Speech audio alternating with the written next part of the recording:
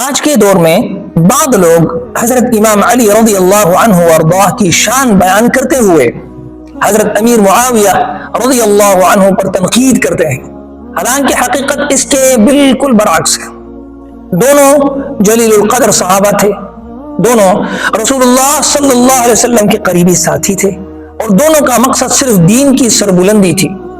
رسول اکرم صلی اللہ علیہ وآلہ وسلم کے ساتھ کے لیے صحابہ کرام رضوان اللہ عنہم اجمعین کا چناؤ اللہ تبارک و تعالی نے خود فرمایا، اور ان محترم ہستیوں کی تربیت خود نبی کریم صلی اللہ علیہ وآلہ وسلم نے فرمائی، جس کی برکت سے یہ حضرات ظاہری و باطنی رذائل اور برائیوں سے محفوظ کر دیے گئے، جس کی وجہ سے آپس میں ذاتی مفاد یا عناد کی بنیاد پر آپس میں دست و گریباں نہیں ہوا کرتے تھے، جس کی شہادت خود اللہ تبارک و تعالی نے بیان فرمایا اشداء علی الکفار رحماء بینہم، اور فرمایا وَكُلًّا وَعْدَ اللَّهُ الْحُسْنَى، اللہ نے سب صحابہ کرام کے ساتھ جنت کا وعدہ فرمایا۔ یعنی حضرت امام علی ہوں یا حضرت امیر معاویہ ہوں، دونوں جنتی ہیں اور دونوں کو اللہ نے عزت دی ہے۔ صحابہ کرام کے درمیان اگر کسی موقع پر ظاہری اختلاف یا نزاع کی صورت تاریخ کے صفحات میں نظر آتی ہے تو اس کی وجہ ذاتی یا دنیاوی مفاد ہرگز نہیں تھا، بلکہ اس کا مقصد کسی دینی معاملے میں اجتہاد کا فرق تھا۔ یہی وجہ ہے کہ صحابہ کرام رضوان اللہ عنہم اجمعین کے درمیان ہونے والے ظاہری نزاع یا جنگ یا اختلاف کا ایک اچھے اور مناسب لفظ سے تعبیر کیا گیا، اور وہ ہے مشاجرہ صحابہ ہے، اور دونوں فریق میں سے کسی ایک کو ظالم قرار دینا یا اسلام دشمن قرار دینا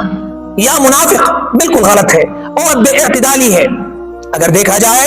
کہ دونوں حضرات کرام کا تعلق آپس میں کس طرح تھا، تو حضرت علی رضی اللہ عنہ کے بارے میں حضرت معاویہ فرمایا کرتے تھے علی سب سے بڑے فقیہ ہیں، اور حضرت علی رضی اللہ عنہم نے حضرت امیر معاویہ کو گورنر مقرر کیا تھا اور طویل عرصے تک ان پر اعتماد کرتے رہے۔ یہ اس بات کی دلیل ہے کہ ان کے درمیان دشمنی نہیں بلکہ سیاسی و اجتہادی اختلاف تھا۔ اب سوال یہ ہے کہ ان کے درمیان جو بھی مشاجرہ ہوا یا جو بھی کوئی بات ہوئی، اس کو قرآن و سنت کی روشنی میں ہمارا رویہ کیا ہونا چاہیے؟ جس طرح حضرت خلیفۃ المسلمین امیر المؤمنین حضرت عمر بن عبد العزیز رحمہ اللہ نے فرمایا تلک دماء طہر اللہ منها سیوفنا فلنطہر منها السنتنا، یعنی یہ وہ خون ہے جن سے اللہ نے ہمارے تلواریں پاک رکھیں، ہم اپنی زبانوں کو بھی ان سے پاک رکھیں گے۔ حضرت امام علی رضی اللہ عنہ کی محبت ایمان کی علامت ہے، اور حضرت امیر معاویہ رضی اللہ عنہ وارضاہ کی عزت بھی ایمان کا تقاضا ہے۔ دونوں ہمارے لیے محترم ہیں،